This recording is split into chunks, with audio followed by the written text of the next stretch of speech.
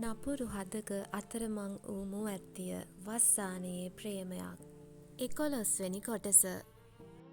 පැහැසි දිගින් දිගටම කේෂ්ට ඇමතුම් ගන්නට වූයේ මුවැත්තිය කිසිත් කරගතහොත් යැයි සිතුණු නිසාවෙනි. හෝරාවක් දෙකක් ගතවද්දී පැහැසිට කේෂ්ගෙන් ඇමතුමක් එන්නට විය.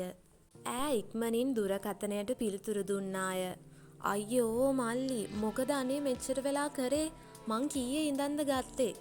මං වැඩක හිටියේ, කියන්නකෝ ඇයි ගත්තේ? ඔව් කරපු වැඩේ නම් ආරංචි වුණා. ඒකනේ මේ එක දිගට ගන්නෙ. ඒ කිව්වේ? හිතුවක්කාරයා එලෙස විමසද්දී පැහැසි කට කොණින් සිනාසෙන්නට විය. ඔයාලගේ ප්‍රශ්න ඔයාලා විසඳ ගන්න. ඔයාගේ ෆෝන් ඕෆ් නිසා නංගි කිව්වා ගෙදරට අරන් කොහෙද බලන්න කියලා. ඔන්න අම්මා ඔක්කොම විස්තරේ අකුරක් නෑරම කිව්වා.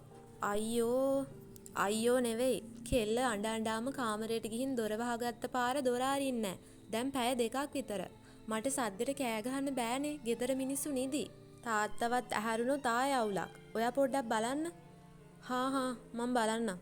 ඉතින් හිතුවක්කාරයා මුවැත්තියට ඇමතුම් ගන්නට වද්දී ඇය ඒ සියල්ල ප්‍රතික්ෂේප කරමින් දොරට පිටදී තවමත් හඬමින් ඉන්නේ ඇගේ ජීවිතය පිළිබඳව දවසින් දවස කලකිරෙමිනි. නමුත් හිතුවක්කාරයාගෙන් එන ඇමතුම් නිමක් නැත. මුවැත්තියට තවත් හැඬෙන්නේ දුරකථන තිරයේ සටහන් වන ඔහුගේ නම දැකීමෙනි. ඇයි දෙවියනේ මේ දේවල් මටම වෙන්නේ? මං හරි පව්. කවදාවත් මගේ ජීවිතේට සතුටක් නැද්ද? ඈ මුමුණන්නේ තමා ගැනම අනුකම්පාවෙනි. නමුත් මොහොතක් ගතවන විට ඈට ලැබුණේ කෙටි පණිවිඩයකි. ඈ එය කියවන්නට වූයේ තිරයේ එය සටහන් වන විටදීමය. ආන්සර් කරන්නේ නෑනේ? හරි, මගේ තමා වැරද්ද. ඒත් එකපාරක් උනේ මොකක්ද කියලාවත් හරියට දැනන් ඉන්න. නමුත් ඈ නම් තවත් හඬනවා විනා ඒවාට ප්‍රතිපිළිතුරු දෙන්නට ඌයේ නැත. අදී තම්සේ ඔහොම කරලා මගෙන් පලි ගන්නනේ හදන්නේ. කියන දේ අහලා හොඳ ළමයා වගේ ෆෝන් එක ආන්සර් කරන්නකෝ. නැත්නම් මං එනවා හරිද? ඔහු සැබෑවටම ඒවී යැයි ඈ තැතිගත්තද ඇගේ දුක නිවෙනාතුරු ඈ නම් කිසිම අයෙකුව දකින්නේවත් ඔවුන්ට කතා කරන්නේවත් නොමැතිව සිටීමට දැඩි තීරණයකය. හරි එහෙනම් මාව ඔතනට ගෙන්ව ගන්න ඕනි. විනාඩි 5න් මං ඔතන. ඊට පස්සේ කතා කරමු. එලෙස පැවසූ හිතුවක්කාරයා හෙල්මටයද පැළඳ ගනිමින් මෝටර් බයිසිකලය රැගෙන එන්නට වූයේ විදුහල්පතිතුමාගේ නිවසටය. නමුත් නිවසට කිට්ටු කර බයිසිකලය නතර කළ ඔහු ඇමතුමක් ගත්තේ පැහැසිටය. හෙලෝ අක්කේ, මම ගේට්ටුව ළඟ. හා ඉන්නකෝ. ඔහු හැසිරෙන්නේ මේ රාත්‍රිය යයිද අමතක කරමිනි. ඉතින් පැහැසි පිටුපස දොරෙන් එළියට විත් ගේට්ටු පියන විවර කර දැමුවේ ඔහුට ඇතුල් වන්නට හැකි අයුරිනි. ඔහු සෙමෙන් පැමිණෙන්නට වූයේ මුළුතැන්ගේ පිටුපස කොටසටය. පැහැසි නිවස තුළට යන්නට වූයේ කෙසේ හෝ ප්‍රශ්නය විසදා ගන්නට යැයි පවසමිනි. ඉතින් එහි වූ මඩුවේ ඇති බංකුවෙන් වාඩි වූ හිතුවක්කාරයා කෙටි පණිවිඩයක් තැබුවේ මුවැත්තියටය. කුස්සිය පැත්තෙන් එළියට එනවා. එතන තියෙන මඩුවේ ඉන්නේ මං. දන්නවනේ? ආවේ නැත්නම් වෙන දෙයට වගකීම බාර ගන්න වෙයි. මං මැරෙන්න නම් බය නෑ අදි. පැහැසි අක්කා දන්නව මං ආවා කියලා මෙහෙට. එය දුටු මුවැත්තියට තරු පෙනුනේ ඔහු ගැන සැබෑවටම දන්නා නිසාය. නමුත් මෙතන වැරදිකාරයා ඔහු නොවේද? හරිනම් මැරෙන්න ඕනි මම නෙවේද? ඈ ඇගේ සිතත් සමගම තර්කයකය. විනාඩි 5ක් දෙන්නම්.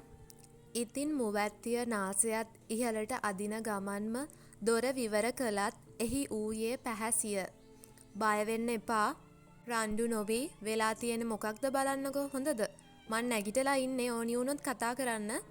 මුවැත්තිය ඈට පිළිතුරු දෙනවා වෙනුවට හිස සොලවා එන්නට උනේ මුළුතැන්ගේ මඩුවටය. ඉතින් තමා දුකට පත් කළ හිතුවක්කාරයා දුටු විගස ඈට ඉකි ගැසුනි. එක්වරම හිතුවක්කාරයා එතැනට පැමිණ ඇගේ දෑතින් ඇද ඇයව තුරුළු කරගන්නට වූයේ ඇය කිසිත් නොකියා ඔහුගේ තුරුලට වද්දීය. මොහොතකින් ඔහුගේ පපුවේ බර ඈට හොඳින්ම දැනුනේ ඔහු ඇගේ නළලත තැබූ හාදුවෙනි. ඇය කිසිත් නොකියා තම තුරුලට වී හඬනා නිසාම හිතුවක්කාරයා ඇගේ මුහුණ ඉහළට එසවූයේ ඇගේ දෑස් හොඳින් පෙනෙන අයුරිනි.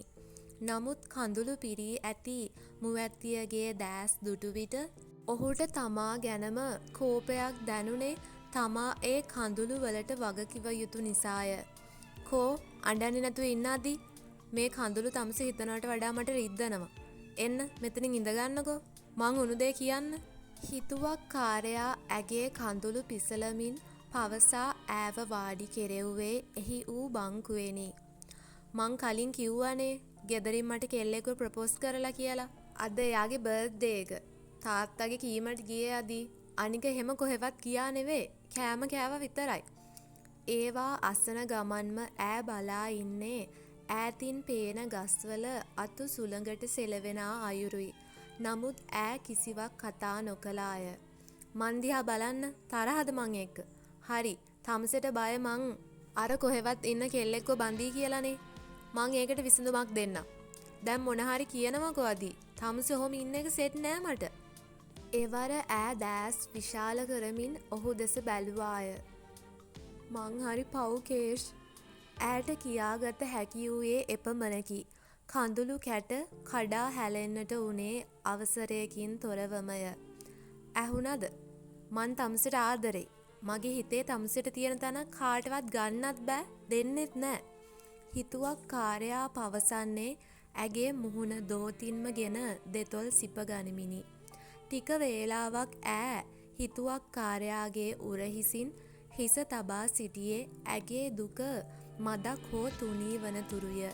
ඉතින් ඇගේ දෑත ඔහුගේ දෑතට සිර වී තිබෙන්නට ඇත.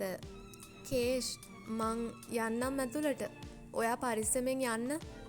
ඇය පවසන්නේ ඔවුන්ගේ දෑත් දෙස බලමිනි.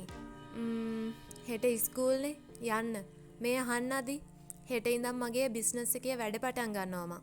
කොෆි ෂොප් එකක් දාන්න බැලුවේ. කඩ කෑල්ලක් ගත්තා ඒක හරියට හදාගන්න ඕනි. හරි කේෂ්. ඈ පවසන්නේ වැඩි උනන්දුවකින් නම් නොවේ. මං එක්කන් යන්නම් තමුසෙ වෙතැනට. තමුසෙත් කැමති වෙයි. පොට් එක හොඳයි. ඇය හිස සලා එය අනුමත කරද්දී ඔහු හෙල්මටය පැළඳ ගත්තේ ඈට නිවසට යන ලෙසට පවසමිනි. මුවැත්තිය දොරංගුළු දැමුවාට පසු හිතුවක්කාරයා තම නිවස බලා යන්නට වුණි. ඉතින් ඊළඟට කතාව මොකද වෙන්නේ කියලා බලන්න දැන්ම අපේ channel එකට subscribe වෙන්න කියලත් ආදරෙන් මතක් කරනවා. එහෙනම් ඊළඟ කොටසින් හම්බ වෙමු. Thanks for watching us.